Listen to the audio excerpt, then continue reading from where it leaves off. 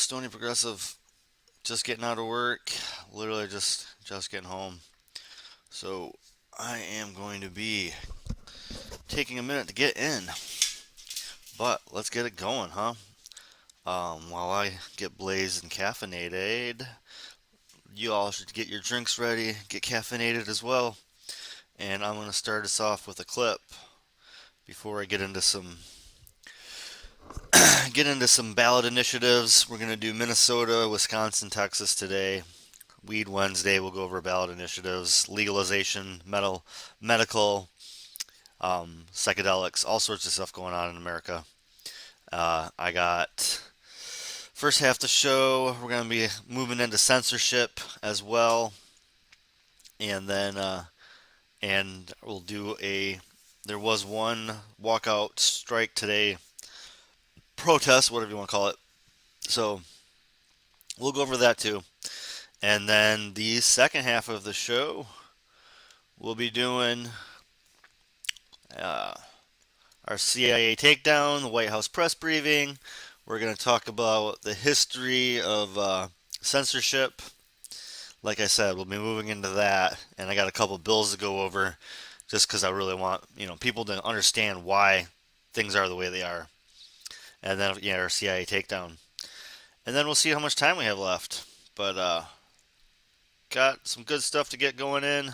I'm going to start out with Luke of We Are Change, Luke Radowski of We Are Change.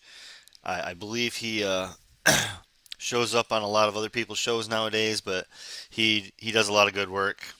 And always good to pop in and see what he's got going on. So I'm going to start you out with that while I try to smoke this blunt that I maybe got right. I'm not very good at that kind of stuff. Just got home, shaky hands from working all day. Let's see if it smokes. No!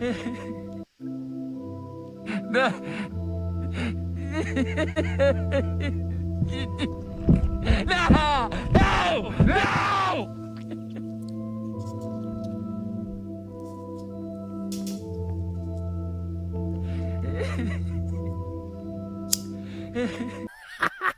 You could also say it's Canadians, but it's funny because it's true. Welcome back, beautiful and amazing human beings. This is Luke Radowski here of WeAreChange.org. And there's a lot of tyranny that the world is dealing with. And historically, when you have tyranny, you usually have financial ruin. We're going to be talking about that correlation plus a lot more, all in this video, highlighting the latest news breaking right now that's actually important to the general public. But before we do, the clip that we played in the beginning of this broadcast is by an Instagrammer called Lance_the Rapper, who I think perfectly represented the Los Angeles Super Bowl that just took place a few days ago, perfectly highlighting a lot of the hypocrisy that's being finally exposed to the world. I just contacted this guy. Maybe we'll be doing some work together. Who knows? But this clip he made is absolutely perfect. Now, in related hypocrisy news, we, of course, have the U.S. corporate media along with the U.S. intelligence agencies saying that Russia will be invading Ukraine today on February the 16th, even given a specific time. Information coming from the ever-trustworthy U.S. intelligence agencies that officially warned Berlin and other NATO countries that this was going to happen. The Russian foreign minister spokesperson decided to respond by requesting a full list of Ukrainian invasion dates from the United States and told them to, quote, go ahead and publish a schedule for this coming year. So according to her, Russian diplomats could, quote, schedule their vacations accordingly. A very sarcastic remark during, of course, a very serious situation, which the U.S. intelligence agencies are deciding to spend on attacking other media outlets like Zero Hedge, which, according to an anonymous U.S. intelligence official who hasn't sorted any kind of actual data or evidence or information, the media website Zero Hedge is, quote, a part of some kind of Russian propaganda effort. It's important to note here, again, that Zero Hedge is one of the few media organizations still out there that are anti-war, provide different perspectives than, of course, the U.S. official corporate narrative that's amplified through, of course, the mainstream media, and they have officially responded to the U.S. intelligence agencies in their their anonymous sources, whoever they may be,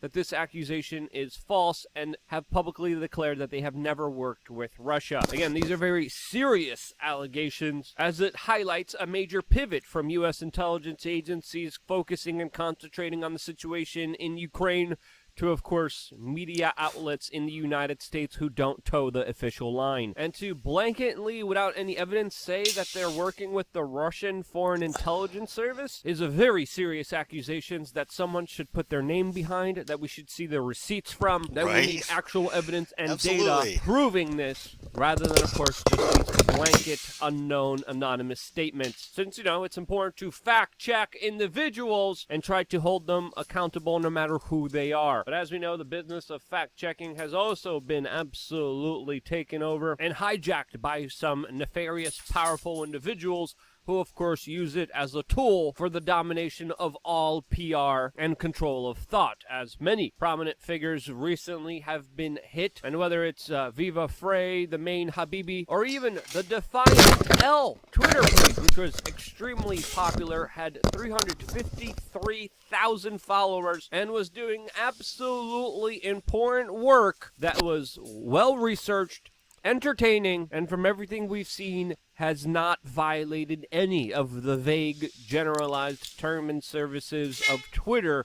They literally just put people's tweets together, highlighting their hypocrisy. Who are the biggest hypocrites? Well, the most powerful people in our institutions, and now Twitter just banned their account because, according to Dave Portnoy, you can't hold people accountable nowadays. A big no-no, and his interpretation of this is accurate. And sadly, the online political discourse has lost a major asset, which was highlighting how absolutely full of crap the establishment was. And accountability is very hard to find nowadays, especially when it comes to very powerful people that control these very powerful institutions that, of course, have influence on big tech social media that stop major stories from getting out there to the general public, and many times are able to buy their way out of trouble, including hurting children in unspeakable ways, as, of course, we have the latest news with Prince Andrew settling with Virginia Roberts Giuffre. We talked about that in yesterday's video on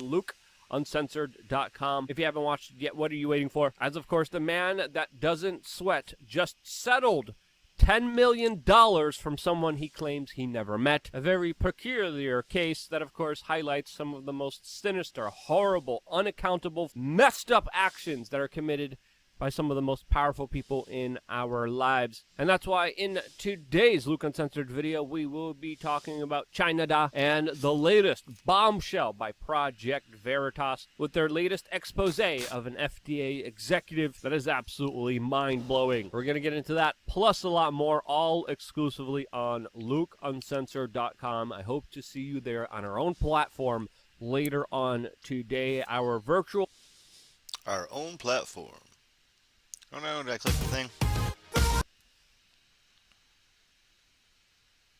I did click the thing. Well, that worked out well. Virtual safe space where we get to say and do whatever we want. Now, if you remember, not so long ago, we told you that things were going to change drastically, especially here in the United States with election season coming up, and things have been changing, even in major democratic states, but also internationally with major governments like Switzerland and now Austria, one of the most hard-headed authoritarian countries in the world when it came to dealing with this sickness, is just getting rid of their mandates, restrictions, and lockdowns. They are joining a lot of other countries around the world that are doing the same, as, of course, the data and information, as well as the poll numbers, as well as the support from the general public have drastically changed the situation, and countries are drastically changing their policies to, of course, the fast-changing situation. For me personally, this is a little bit overdue, but of course, at least it's happening right now in some states, unlike Canada, that's literally doubling down and implementing more mandates more restrictions as we speak. As of course, most places are getting their freedoms back, some places are taking it back more than ever, especially in Canada, where we saw the progression from 2 weeks to slow the spread. We're all in this together. 2, you're going to be fired if you don't take this inside of your body, and your bank accounts will be frozen if you protest us. And in Canada, let's be honest here, the people came together and peacefully asked for their freedoms back. The response by the government has been akin to what some people have called soft martial law, highlighting how this was never really about a sickness. This was about instituting control on the general public for some people, like the government of Canada, which has been penetrated by more than half of World Economic Forum members that, of course, make it up. They're all doing this in the name of, quote, keeping Canadians safe and, quote, restoring confidence in our institutions, which Jordan Peterson responded back from the official words of Justin Trudeau by saying, quote, restoring confidence in our institutions. Ugh, God, he quotes Jordan Peterson. I forget that shit. He is my libertarian intake. He is the looking at the other side before we start our day to say. And I thought it was just a good way to start the day. He's reasonable, but fucking, are you gonna quote Jordan, dude? That guy's a Dr. Jordan Peterson, jackass MD. By using bank accounts, defining protest as insurrection, equating crowdfunding with terrorism, subsidizing legacy media, state mouthpieces, violating the charter, running away from the Capitol, lying about why invoking martial law, responding very eloquently and bluntly to the true reality of the situation, as some people are saying that Justin Trudeau has lost control of his countries by, quote, invoking the Emergency Act, which only confirms his incomplete and utter failure at dealing with positive, optimistic, and peaceful grassroots, working-class, blue-collar individuals. And the actions of Justin Trudeau are absolutely out of touch of reality, and these desperate, rash actions by the Canadian state is only making people lose more confidence in the government and state. Freezing people's bank accounts because they want to protest? What are these policies going to lead to? Well, of course, a lot of people taking their money out of the financial institution. That's okay with me. Get your money out of financial institutions. Hold your wealth.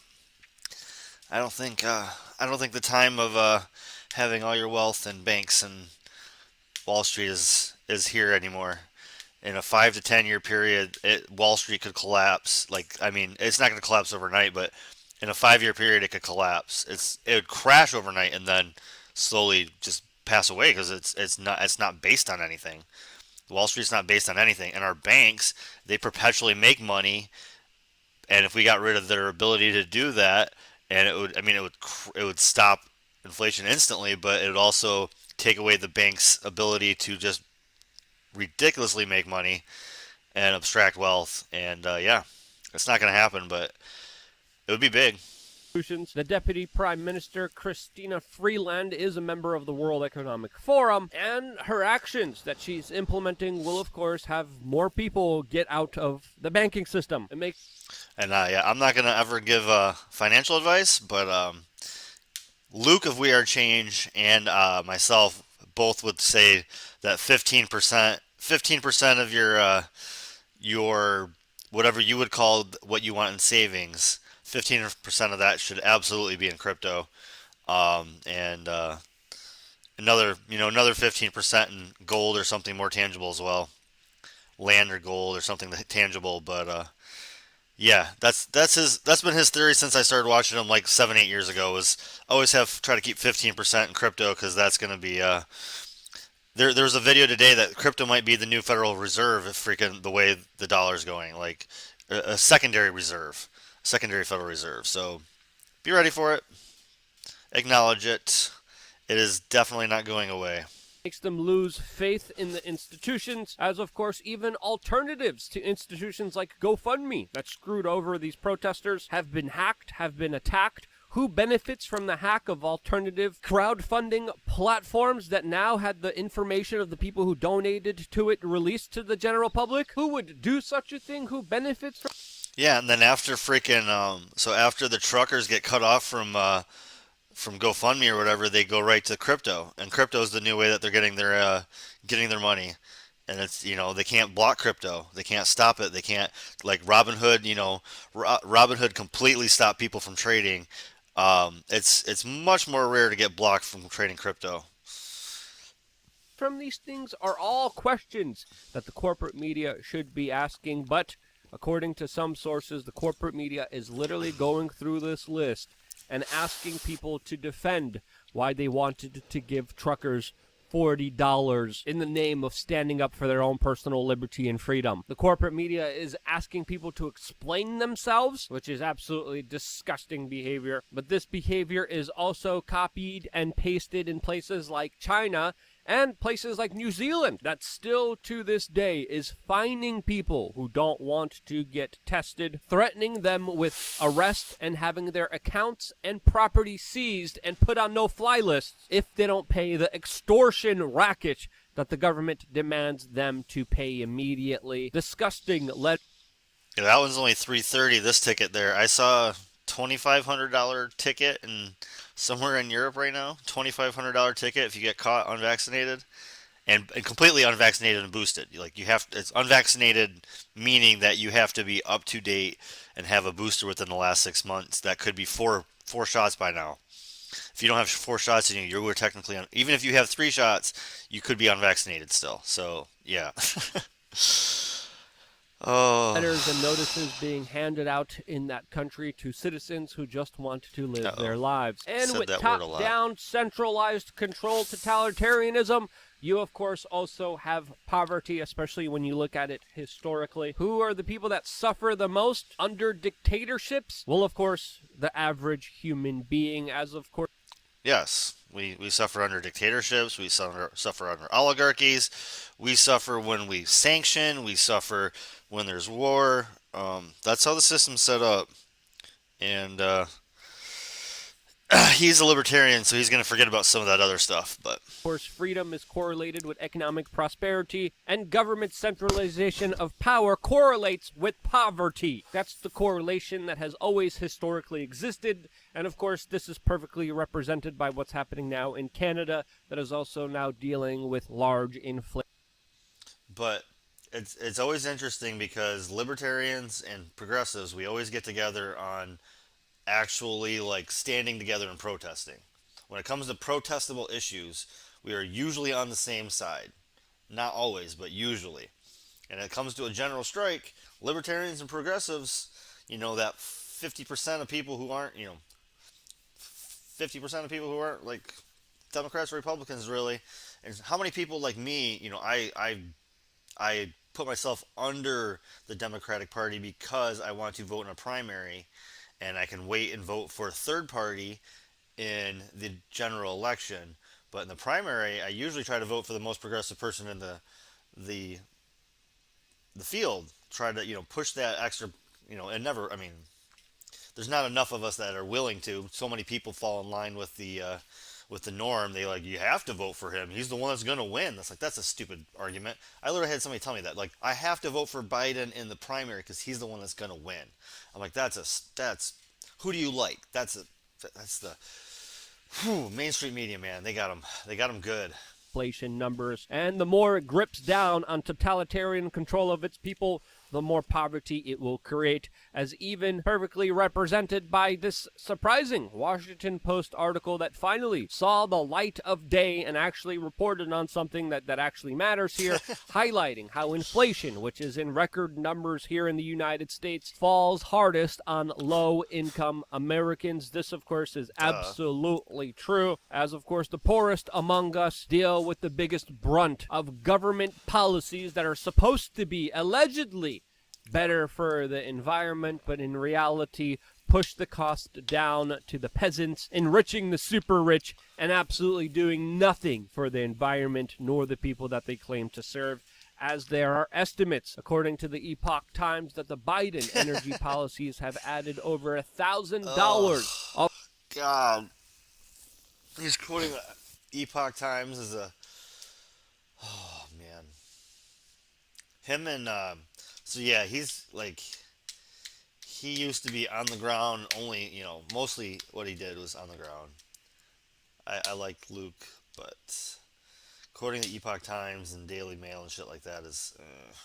Of costs on typical households here in the United States. This is from analysis done by the Heartland Institute, which highlights how a lot of the Biden energy policies have absolutely screwed the little man, the poorest people in this country, who, of course, cannot afford the luxuries like the super rich people have. The inflation numbers are, of course, a lot higher than the government even lets on you to believe, as, of course, the cost of used cars in the United States has gone up nearly 40.5% since last year. Those are, of course, real numbers and highlight real problems in our economy that are only going to be exacerbated with more government control. And what did you expect with mandates, lockdowns, and restrictions that, of course, destroy the global supply chain that are still continuing even in major metropolitan areas like in New York City, where the mayor there, Eric Adams, which some have called a sellout big pharma shill, just fired over 1,400 government workers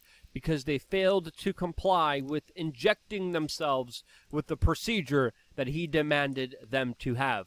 Firefighters, police officers, education workers fired, thrown to the streets by this ruthless bureaucratic thug that fails to hold himself accountable for the horrible policies which he promised and campaigned on changing. He's playing the race card, though, when, of course, he's met with criticism whenever he's questioned about, the surge in crime, which he promised to tackle in the city. As, of course, his... I mean, the way he said it, it sounds like they're, literally beating them up on the way out the door, right? Oh, you're not going to get a shot? Well, we'll beat you up and put you in the hospital and give you one anyway. What is happening?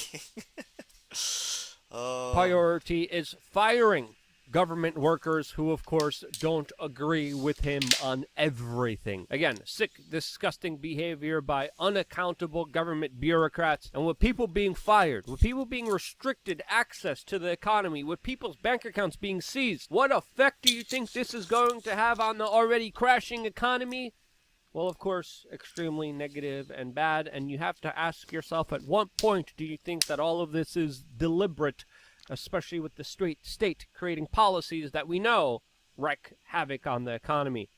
Why do they want to deliberately destroy the economy? Well, that's another question in itself. But in response to a lot of this nonsense, tyranny, and policies, there, of course, is also a trucker protest being planned in the... Of course, he has some very, very interesting theories on why they're trying to ruin the economy. He's a great reset kind of guy. So it's fun to go down his rabbit hole once in a while. All right, I'm going to use the rules.org short video to transition us into some medical marijuana ballot states. Ooh, sorry. There's a protein shake. I literally walked in the door, scarfed on food while I got this all set up for you. I am in season, and it is busy. Always the same commercials. Once upon a time, there was an organization called the World Bank, who had a group of friends called the corporations.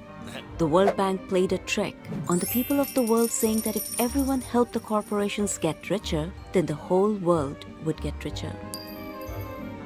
So the World Bankers started to pave the way for the corporations to take control of some of the world's most valuable resources, like land, water, and forests. They created a system called the Doing Business Rankings, which ranked all the countries in the world according to how easy it was for the corporations to do business there.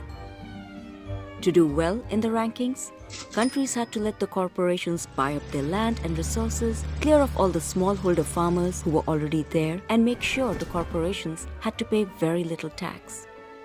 If the countries didn't do well in the rankings, then the World Bankers lent them less money and made sure they got less investment from rich countries. So thanks to the system, the corporations got rich, the rich got richer, and they all lived happily ever after. Apart from the 420,000 farmers in Cambodia who have lost their land, and the 1.5 million people in Ethiopia who are being forcibly evicted, and the billions of us all around the world whose lives are destroyed to create a wealth that we will never see.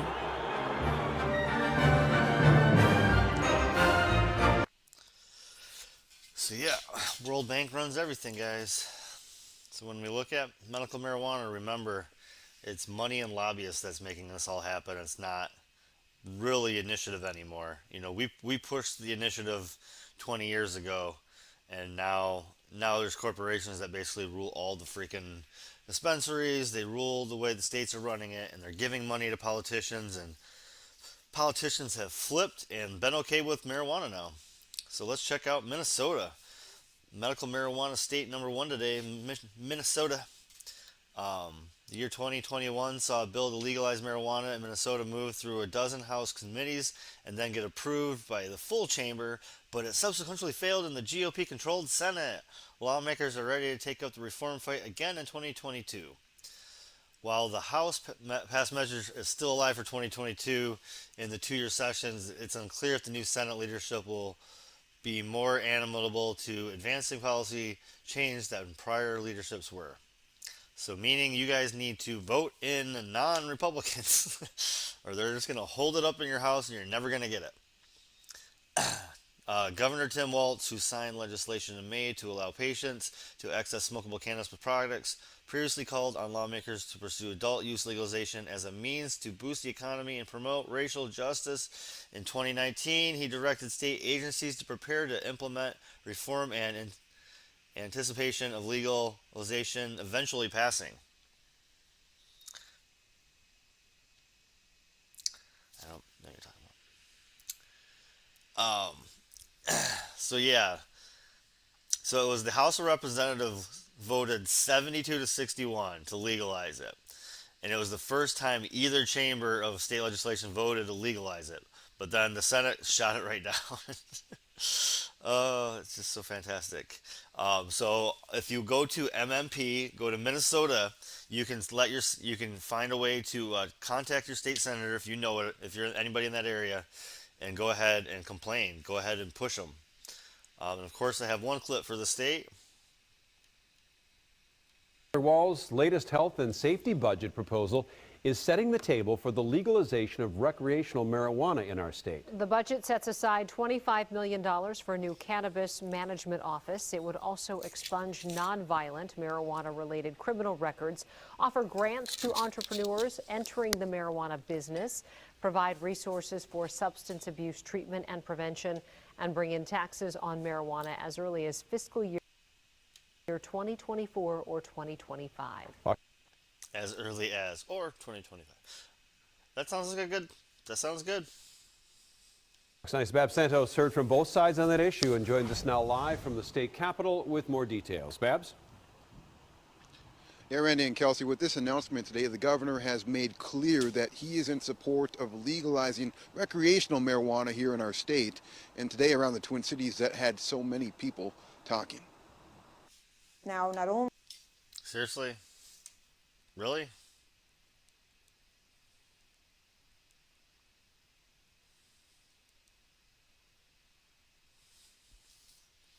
Do we have a comprehensive and strong bill that has passed through the House of Representatives, we now also have the support of the governor's office and his administration. But the final hurdle for Layli Fadahi is the state Senate. And Majority Leader Jeremy Miller had this to say on Wednesday. Personally, I don't support it, and I don't see a path to get it done in the Senate this session. We know that the majority of Minnesotans strongly support adult use legalization, and that we trust that they will hold accountable those legislators that stand in its way. So Fadahi is the campaign manager for Minnesotans for Responsible Marijuana Regulation, a group in full support of legalization of the drug. The legalization and the taxation and regulation, as well as the expungement of criminal records of those who have been charged for nonviolent cannabis crimes. She calls current laws in our state an enormous failure, leading to widespread racial injustice and unfairly targeting a product that she says is less harmful than tobacco or alcohol. Ryan Hamilton disagrees. The true nature of recreational marijuana, it's a highly potent, highly addictive chemical substance. Hamilton sees many problems with legalizing the drug. Road safety, the impact on adolescent brain development, you name it. You name it, because that was a pretty weak list, dog. Oh my god! I'll give you the addiction thing, though. I definitely prefer being stoned than not, but that's about it. That's about it. I mean, I can go without it. I go days and days on my road trips, man. It's fine. Freaking weirdo. It's chemically manipulated and used for profit and addiction. He's behind a new Chemically manipulated? It's coalition of chemically voices. manipulated? Minnesotans against marijuana legalization. We're against an industry that's trying to set up shop in our state, a for-profit drug industry that's peddling a highly addictive, highly potent substance. For-profit drug industry? Are you kidding me? They're all for profit. That's what? That doesn't even make sense. They all what? Across the country, 18 states have already legalized the use of recreational marijuana. Right. And just a reminder, here in our state, we've legalized medical marijuana. Live at the state capitol. Babs Santos, Fox 9. All right, thanks. Seriously, man. Like, yeah, we've already done medical, so yeah, I don't know what else to say, but this guy says it's highly addictive and that it, freaking alters our mind, our brain, and oh boy, he was fun. He was fun.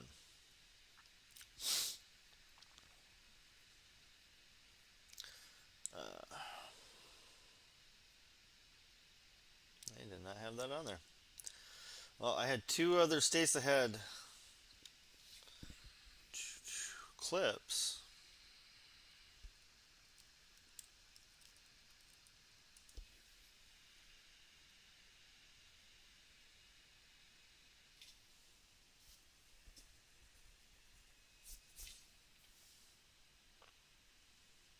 We could take over the Fed like instantly. Literally, like the America could take over the Fed as we gave control over it to the banks in like 1910 or 19 like sometime around World War I, but we could take it back over and it would cut like 10 trillion off of our deficit instantly, and it would just give us more control over our own currency. The Fed's ridiculous. The whole idea of the Fed is ridiculous. Wall Street's also ridiculous.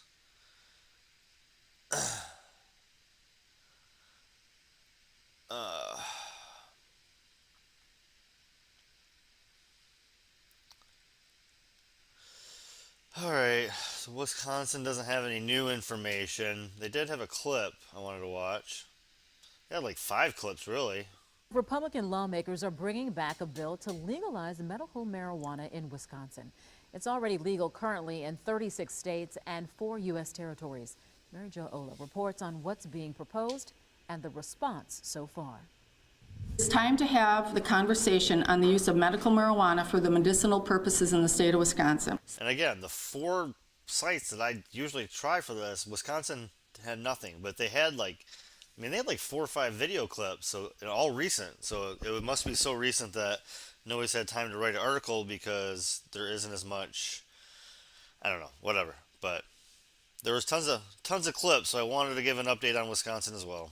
Some Republicans joined State Senator Mary Felskowski and Representative Patrick Snyder as they reintroduced a bill that would make medical marijuana legal in Wisconsin.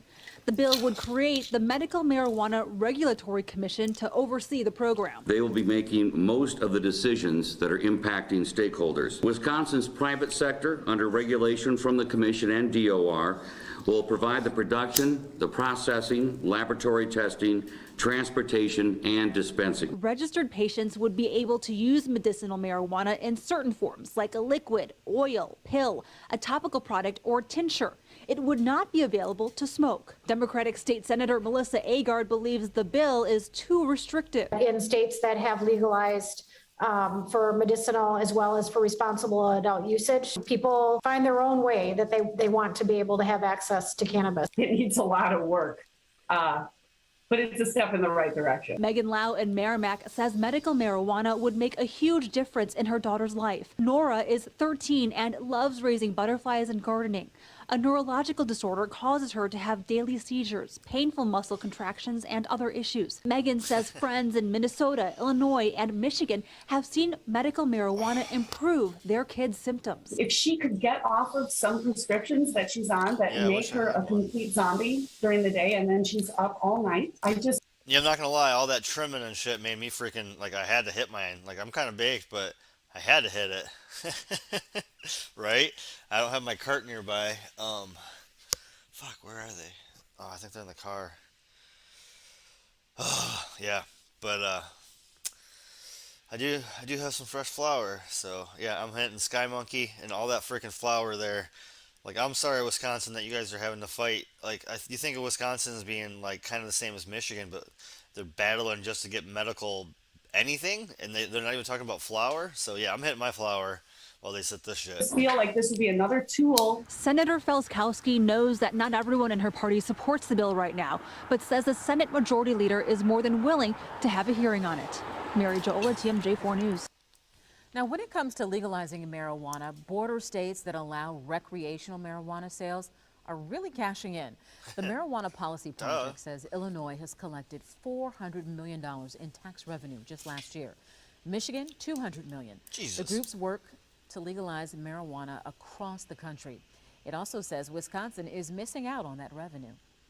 States that have not legalized and are bordering legal states, they're sort of donating tax revenue to the states with legalization, right? Because their residents are crossing the border and purchasing and contributing to the tax coffers in the other states. So coming up tonight at 6, what one law enforcement leader is saying about legalizing pot. If you're trying to lose belly fat, stop doing cardio. And that went to the next one, but I don't want the next one. I want this one. I got Beto up. I saw Beto O'Rourke talking about medical marijuana, and I almost lost it. I was like, boy, oh boy, we're going to have ourselves a fake Texan here. Beto. I have not listened to this guy talk in a while, but boy, oh boy. I don't think you were with us last week, Jeff. I did mention Michigan actually has a couple cities right now that are going to be possibly legalizing psychedelics. Detroit and Grand Rapids, that being. So they're looking at legalizing mushrooms in a few of the cities, and they figure that after they do it in the major cities there, it'll probably be on the ballot in 2024 to legalize it in the state. So yeah, mushrooms will be possibly legal at those same medical plants. You go to the dispensary and pick up some shrooms too, and that would definitely change northern Michigan camping experience, guys. I tell you what, I would be in the UP probably every year for the rest of my life if shrooms and pot are legal there. It doesn't matter where you live in the world, you can go up there and camp, take some shrooms, go camping, and have some edibles and shit, man. That's some freedom right there. Freaking, people are telling me that Michigan's a socialist state, yet they got freaking medical marijuana working on it. Like, yeah, I don't know how socialist that is. That's pretty free. When they talk about socialism, they're really talking about, those kind of people are actually talking about 2020. So they haven't done anything in the actual pipeline. They haven't done anything. So it's just Beto O'Rourke talking, but that'd be interesting enough. But yeah, that freaking, I think it's only right now happening in Grand Rapids and Detroit. If it happens, I don't know. It'd be pretty sweet. O'Rourke, you're here at the container port. Saw some amazing things today. I know you have a vision of a new Texas economy, a new engine built on the future. What did you see today? It's really exciting. We're focusing this campaign on jobs, creating more of them that pay more than what we have right now. And the folks who are working here at the port are literally guaranteeing the jobs in the rest of this country. They're bringing in the things that we want to buy, but they're also shipping off to the rest of the world the things that we make right here in the state of Texas. And what's so exciting is we're beginning to invest in widening this channel, deepening it so we can get more of this trade going, where we can send what we make by the jobs that we create in Texas Texas out to the rest of the world. So excited to be here and just grateful to the men and women who are working out here. These are tough but very necessary jobs, and we want to see more of them going forward. You made a big decision to run for governor. I don't think you'd do it if you didn't think it was winnable. What was linchpin in your decision? It's You do not have to love capitalism. That is not how the world works. You do not have to love capitalism. No. I hate capitalism. It's a ruined system. And, it'll crack. I have a feeling it'll crack. It might be 10 to 20 years, but when it cracks, it's going to be bad. But I don't know if that's going to turn into a pure communist, a pure worker run, co-ops. I don't know what's going to happen, but yeah. It's just really clear to me, and I feel this very strongly personally, but I'm hearing it from folks all over the state, Republicans and Democrats, that we are so sick of the division and the extremism that we're seeing in the state. We want to find ways to come together and issues that will unite us instead of dividing us. So focusing on jobs like the ones that we have here in the greater Houston area, making sure that we have world-class public schools. Who can be against that? But we're going to have to start investing in those public school educators to get that done. And then common sense things like expanding Medicaid when there have been about $100 billion left on the table of federal money that could have come to Texas to make sure that more people can see a doctor and that we can hire more. So he's not going to actually talk anything logistic about the state of Texas. He's just going to talk fucking hyperbole. So this isn't really a thing.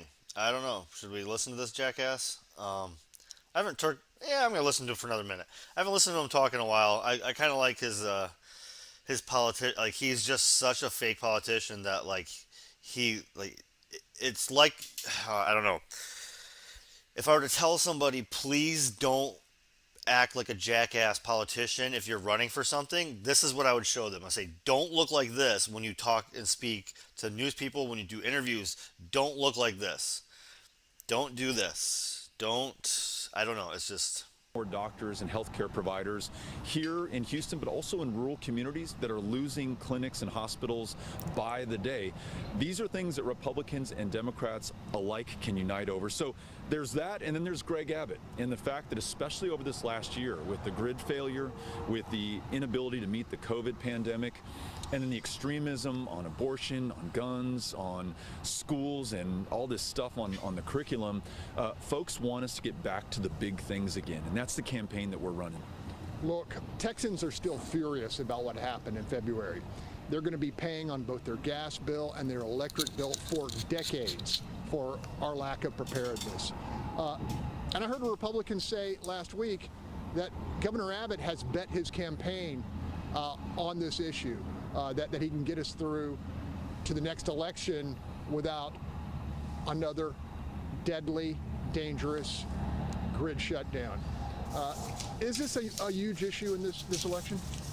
Abbott has literally bet this state on the weather because ERCOT itself has said that if we see another extreme weather event like we had in February, we are 40% under capacity to meet the demand needs that we have, which means in common language that I can understand, we won't be able to keep the lights on, the heat running, or the water flowing. The pipes will freeze again, then they'll bust and flood these homes that were already flooded in Harvey and other storms that have hit this area, and now we're flooded from the grid. We've got to make sure that we weatherize every aspect of our power supply, including gas supply, which Greg Abbott has yet to focus on, and that might be because some of his largest contributors are the CEOs of this company. People made billions of dollars during the grid failure. Kelsey Warren, his company made $2.4 billion. He wrote Greg Abbott a $1 million check within a month of that failure. That explains why the governor has yet to take any action and why we are not protected if we see another extreme weather event. Beto, both you and I have... What? Who did I vote for in 2024? Nobody yet?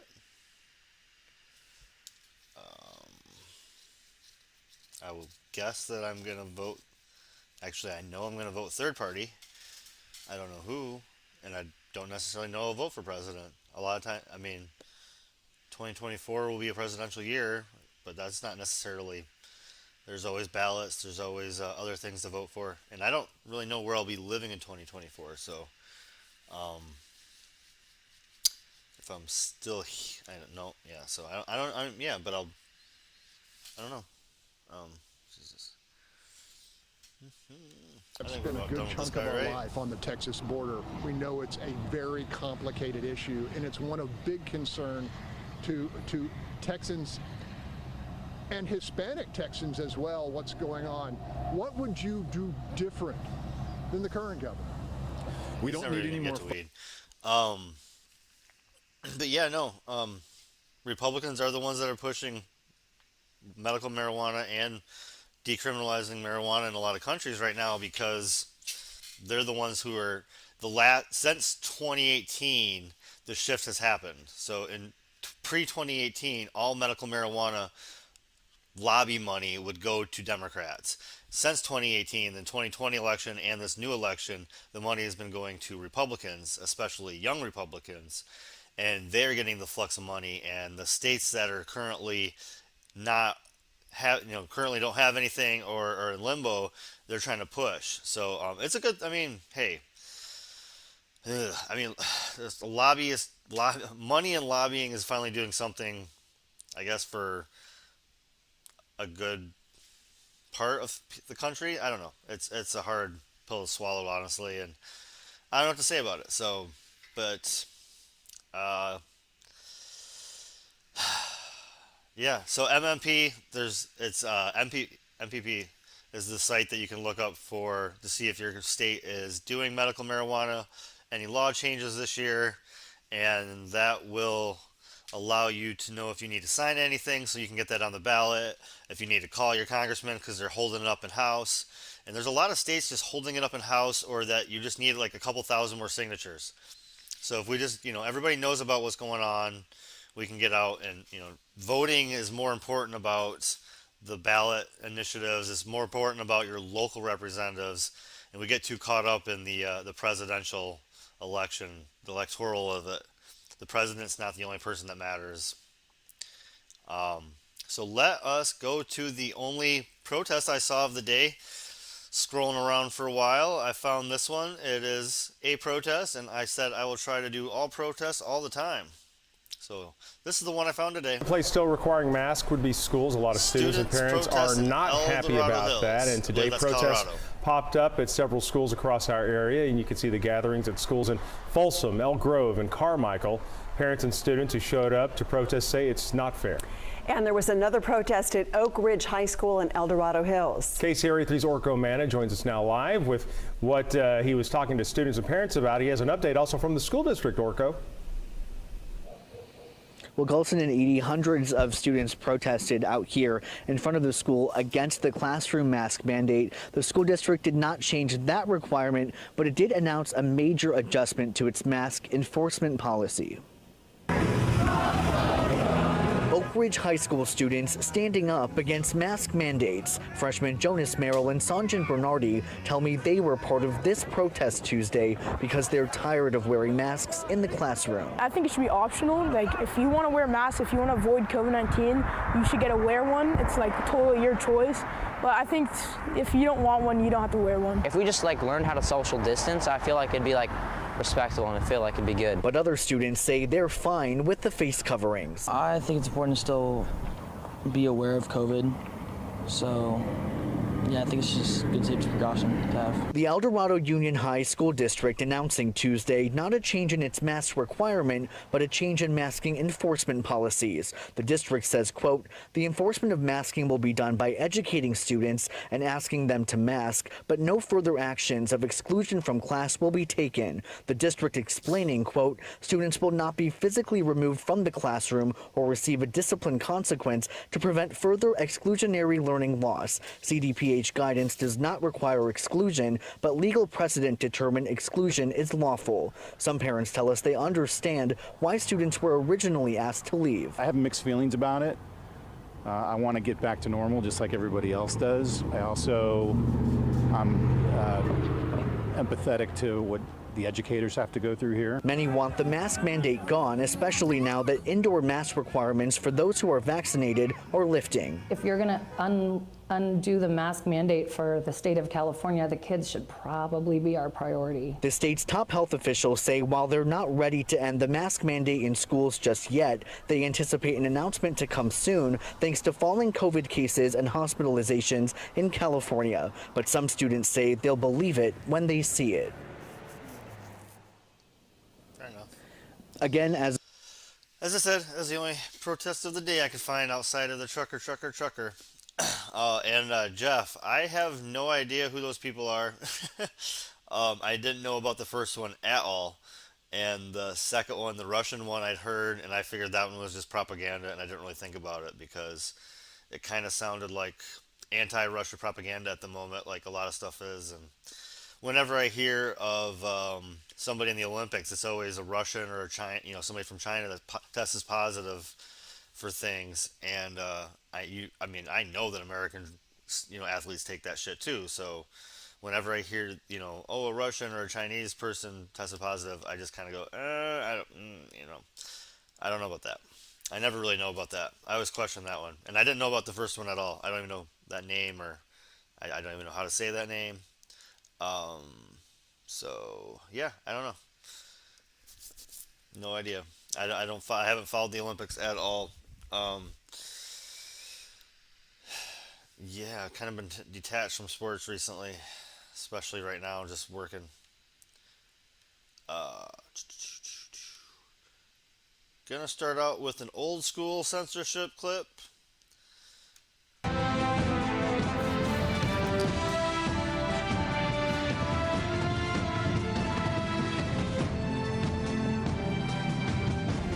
You need to know this. The Obama administration is preparing to sell America out to a handful of private corporations. Well, more than a handful, but anyhow, that's because right now President Obama is preparing to push through the largest trade deal in human history, the Trans-Pacific Partnership, or as it's more commonly known, the TPP. If approved, the TPP would create a whole new set of rules regulating the economies of 12 countries. The red countries seen here on 4 different continents bordering the Pacific Ocean. These rules cover everything from pharmaceuticals to digital copyright law and could permanently change the way everyday Americans and people all over the world interact with the global economy. So if you think the Obama administration, you would think, as a result of this, that the Obama administration would want to keep the public as up to date as possible on such a big trade deal, right? Wrong.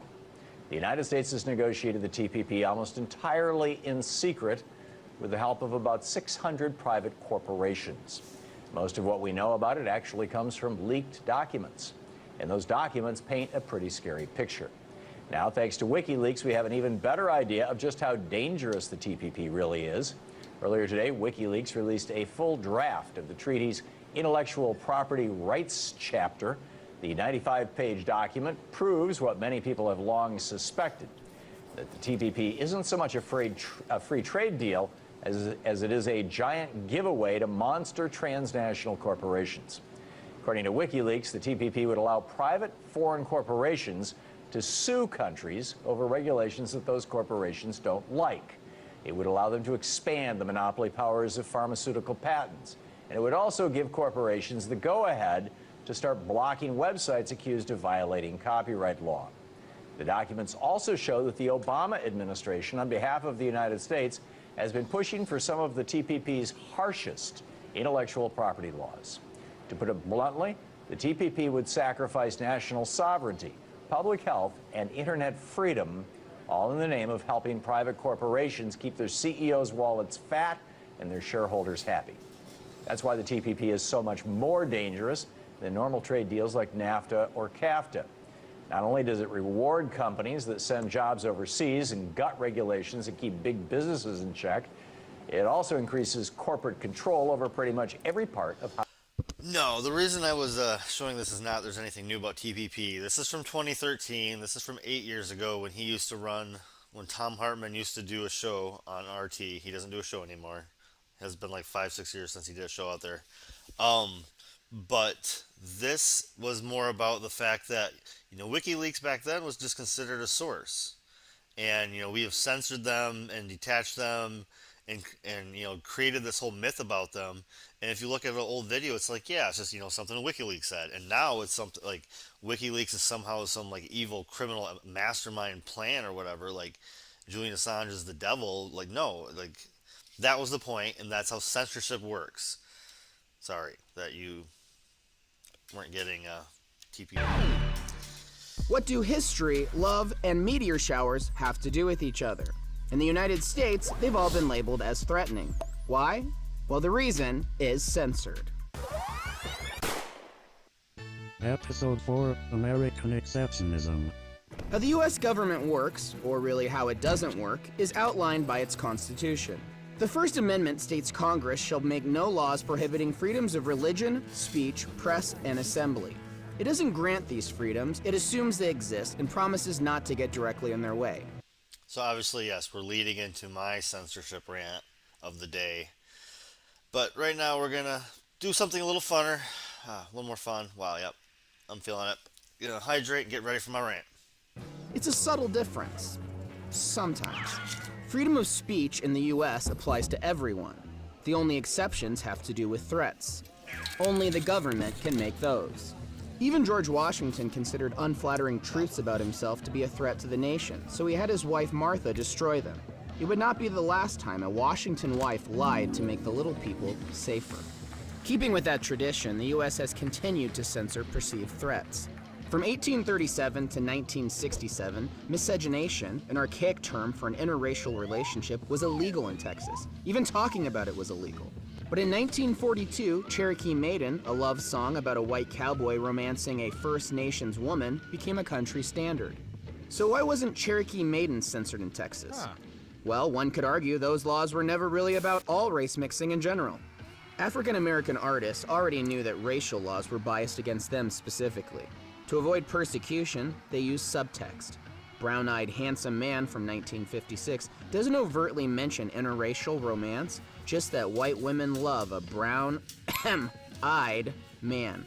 In 1967, the Supreme Court ruled that all I have no idea why or how I found this, but I saved it for a good reason, I guess. miscegenation laws were violations of the 14th Amendment, which had supposedly guaranteed equal rights and due process to former slaves. Irma Jackson, about an interracial couple who knew their relationship was taboo, was written by a white artist in 1969 after anti-miscegenation laws had been ruled unconstitutional. It was still censored, but not by the government. Columbia Records thought its customers still, quote-unquote, weren't ready for interracial love songs. American companies censor themselves to preserve profits all the time. The Constitution not only doesn't prevent this, it protects it as the company's right. Social change is uncomfortable, and here in the United States, we have a tradition of not distinguishing the difference between discomfort and danger. In 1985, a group of prominent Washington wives, led by Tipper Gore, formed the Parents Music Resource Center. Everywhere they looked, the Washington wives saw references to sex, violence, and Satanism. The PMRC even released a list of the music they most objected to, dubbed the Filthy 15. Prince? And it worked. Retailers began agreeing to not sell albums those Washington wives objected to, and record companies agreed to start labeling ones with objectionable material. But before those labels became official, in 1985 there was an open Senate hearing on the subject. At the hearing, Tipper Gore and the PMRC made their case against what they called porn rock. Sex, drugs, violence, and the occult had taken over music in America. Gosh. Sex, drugs, and rock and roll was the whole idea of this music of the 60s. Gosh. Is that ridiculous? Is that the most insane thing you've... How do people live through that and not get just... I hope people just freaking live it. I was like 4. I have no idea, but... Dee Snider, lead singer of famed hair metal band Twisted Sister, had a song on the PMRC's Filthy 15, but argued that his work was often misinterpreted. The song, Under the Knife, had been cited by Mrs. Gore as containing references to sadomasochism, bondage, and rape. Mr. Snider, the author of the song, informed the U.S. Senate that it was actually about surgery. Tipper Gore had labeled the song obscene, though, and she found what she was looking for regardless. When the PMRC saw John Denver, lead singer of John Denver, at the hearings, they assumed he was there to take their side. But he wasn't. Rocky Mountain High had been pulled from radio stations for supposedly being about drug use, but Mr. Denver wrote it about watching a meteor shower. He also noted that by labeling some albums as dangerous, it would only create a taboo and actually increase their desirability. Also in attendance was musical pioneer Frank Zappa, who pointed out that traditionally, First Amendment issues are decided with a preference for minimal restriction. This wasn't just about music, this was about a radical misuse of government. Despite a stampede of reasons they were a bad idea, the PMRC got their explicit lyrics labels, because Tipper Gore's paranoid misinterpretations of popular songs were the sort of expertise Americans listened to. And the reason I wanted to start out with that is because 85 is a pretty significant time period when it comes to censorship. So in the 80s and in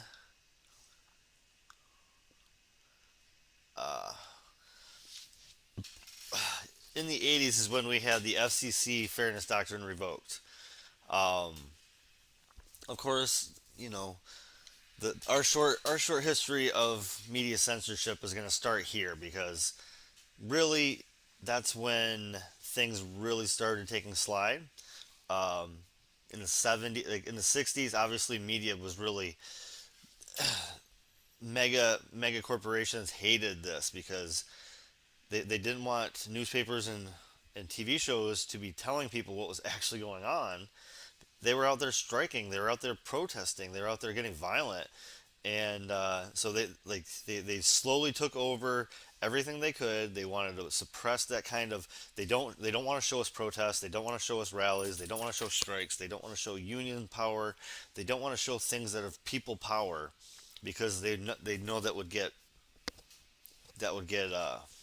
build up momentum, and then. So our good old Reagan here, the Fairness Doctrine of the United States Federal Communications Commission, introduced in 1949, was a policy that required the holders of broadcast license to both present controversial issues of public importance and to do so in a manner that fairly reflected diverging viewpoints. In 1987, the FCC abolished the Fairness Doctrine, prompting some to urge its reintroduction through either the commission policy or congressional legislation. However, the FCC removed the rule that implemented the policy from the Federal Register in 2011. So Reagan got rid of it, and Obama got rid of it completely. So no, Reagan got rid of it completely. Obama deleted it from memory. So that's your bipartisan. That is your bipartisan. So as you know, as information gets more available to us, they crack down on it, right? So that's kind of what the gist is here. Then we got Telecommunications Acts of 1996. The Telecommunications Act was the first significant overhaul of the United States telecommunications law in more than 60 years, amending the Communications Act of 1934. The act, signed by President Bill Clinton, represented a major change in American telecommunications law, since it was the first time that the internet was included in broadcasting and spectrum allotment. That is such an ass-kissing way of saying this.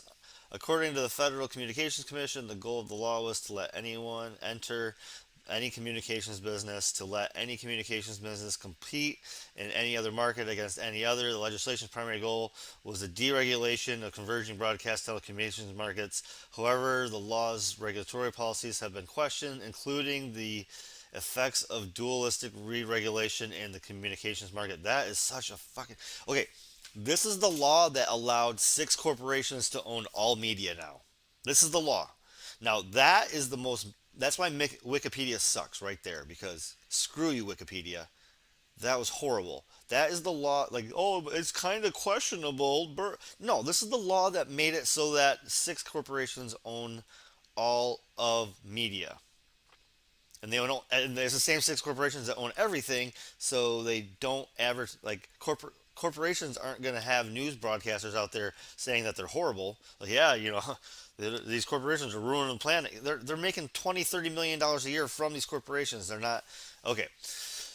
So, that was the second act that destroyed us. And now what we have going on is since then you have companies buying up all these local news stations. Then you have 24/7 news cycles starting sometime after around September 11th, and this whole thing keeps building. And now you have the internet.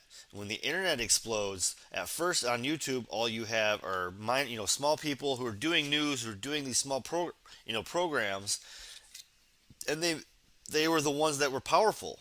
They were the ones that had all the viewers. Everybody went to YouTube for non-mainstream media. And now what they've done is YouTube suppresses those people.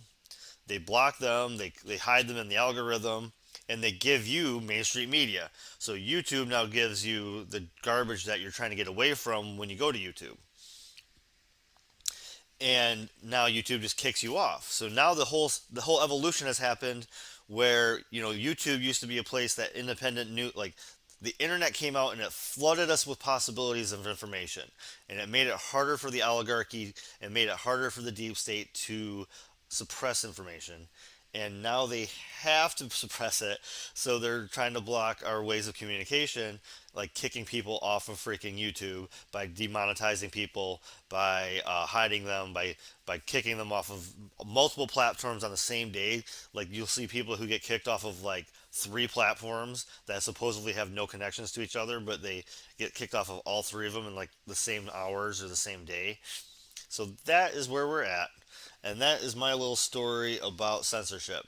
And I've literally seen on this channel itself, you might not know it here, but when I look at the stream the next day, it'll be like, oh, 50, 60 people saw it, and I go to sleep, and it'll be down to 30.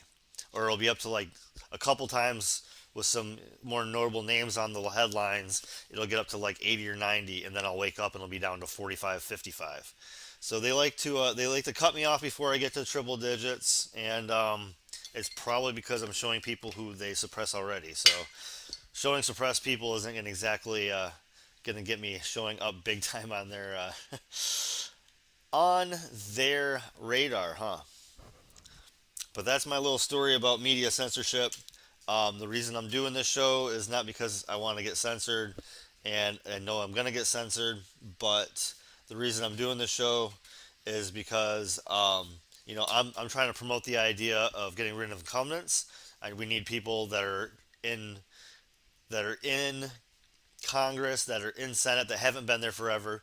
We need to get people in there that are going to vote in. I want them in there, and then I want them to vote themselves out by saying that I'm going to do term limits. I want people that are going to go into Congress and only be in there for 4 years. Okay? I want people fresh in there. We need to get rid of all that old blood. And I also am trying to push for a general strike.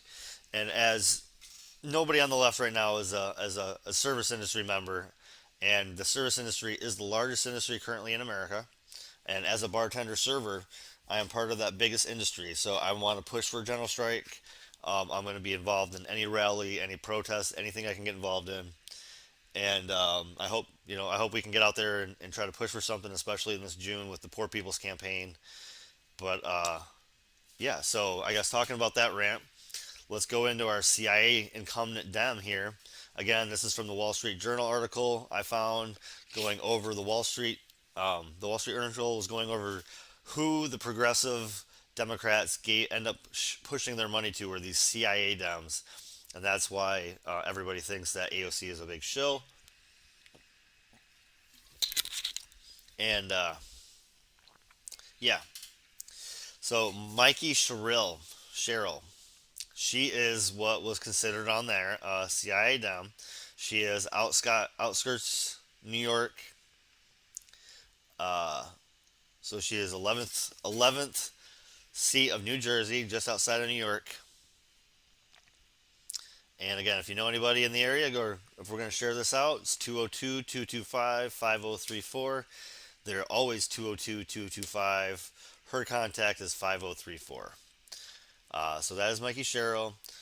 She is representing the Democratic Party of the House, New Jersey's 11th Congressional District. She assumed office on January 3rd of 2019, and her term ends on 2023. She is running for re-election, and declared candidacy for it in June 7th. So she declared right after she was basically in. Okay, great. So yeah, I'm staying. I'm staying.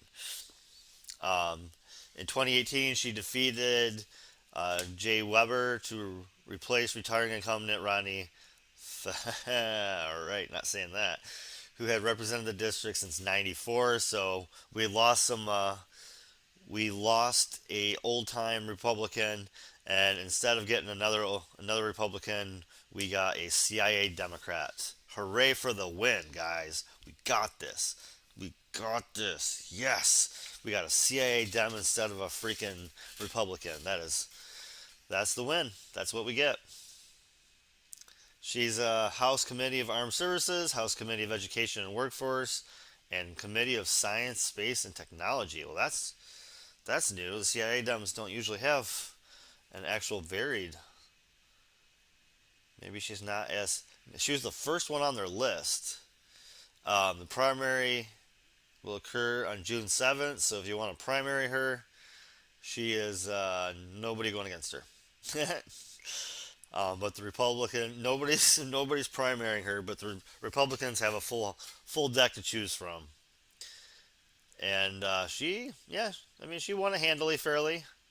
53. 2018 she won it better, but this last one she still won it handily. So let's take a look at her money, right? Like that's always what I want to know. Worth $2.5 million.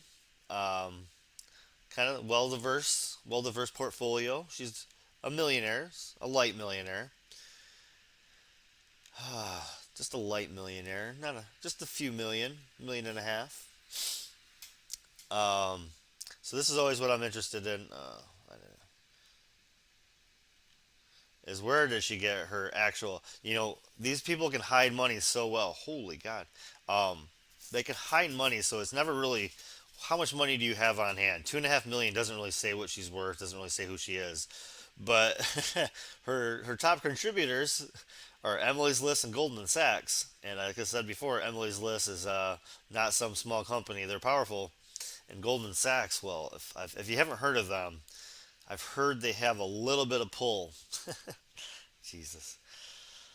New York Life, the Democracy Engine, Ameripac, all major PACs, and Alphabet Corp, of course, is Google, AT&T, J.P. Morgan, Comcast, Blackstone Group, Jesus H, mother. Okay, so that's a who's who of who you don't want to see money coming from. She gets it from all the big corporate PACs. So there is a standard CIA Dem of the day. That's just fantastic stuff. So yeah, she's big money. She is not a progressive. She is not a grassroots candidate.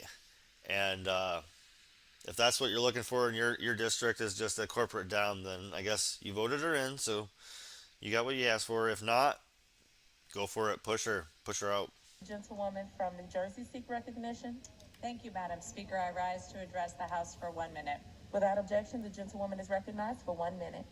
I rise today to recognize Siwa Diwali for their work supporting communities in need in NJ11 and across the country.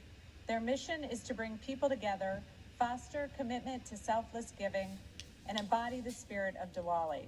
They do this through organizing food collections and other donation drives. In my district, New Jersey 11, I've joined Siwa for multiple food drives and community events. Siwa donated 1,700 pounds of food to the Morris Plains Food Pantry and 2,400 pounds to Parsippany Food Pantry in 2021 alone. The enthusiasm toward doing good and giving back to the community Siwa brings to our towns is truly heartwarming. Nationally in 2021, okay.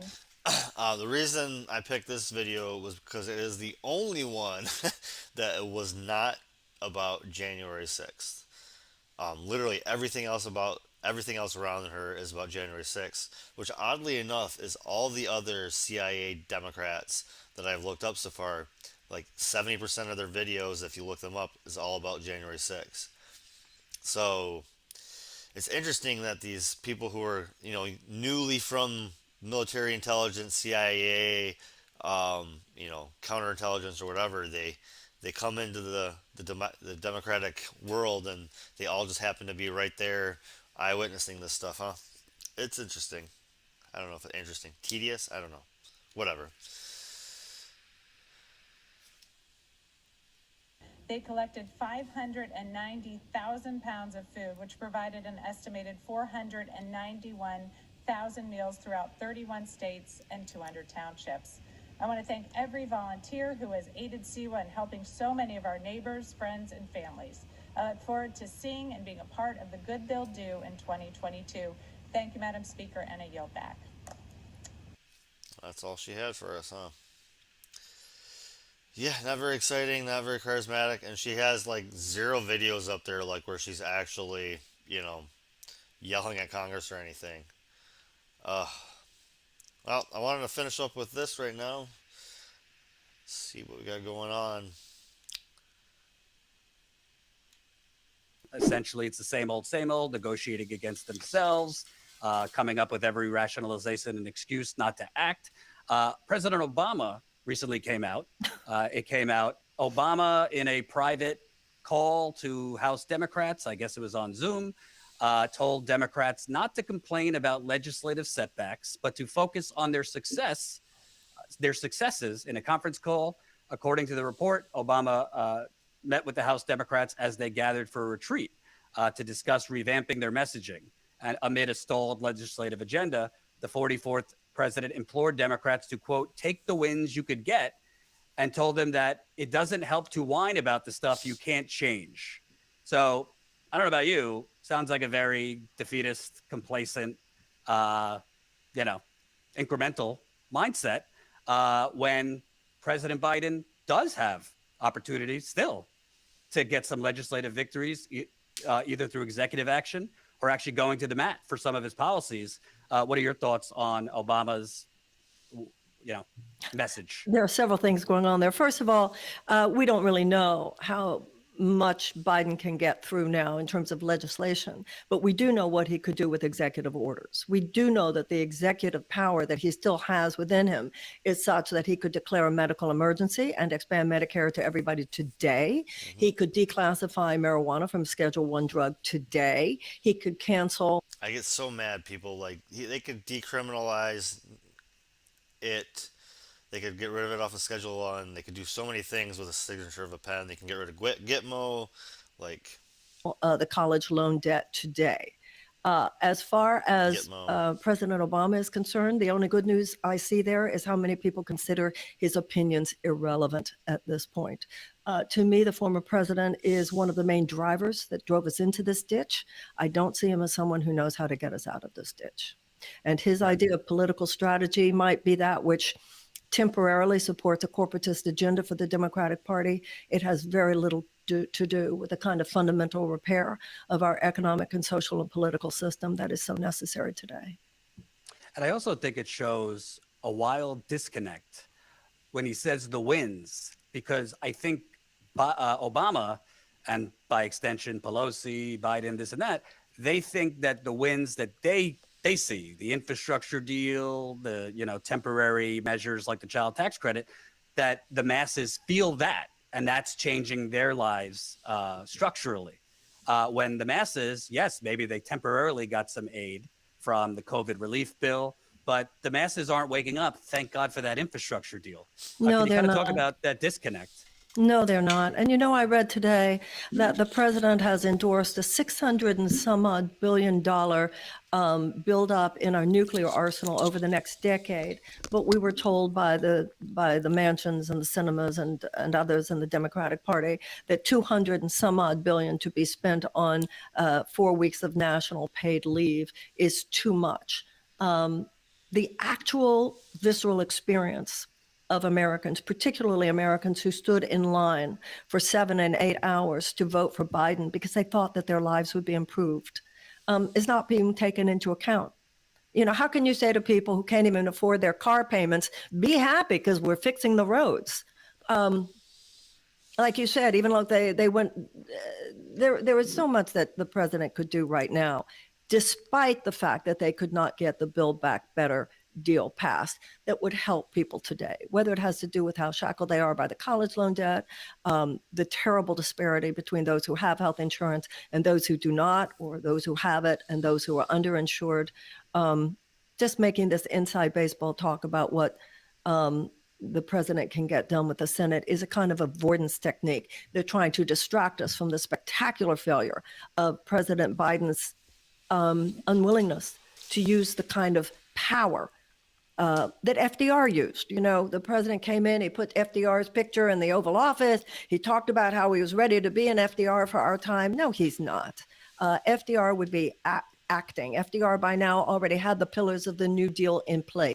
FDR said himself that he was willing to take drastic measures if necessary to right the wrongs that people were experiencing in their daily lives. And let's not make a mistake. I don't care if President Obama is at Martha's Vineyard somewhere with a private meeting of the big donors and the major donors of the Democratic Party. Nothing that he said takes into account the extraordinary suffering of millions of people in this country, and many of whom voted for Biden, having been promised that they would be helped.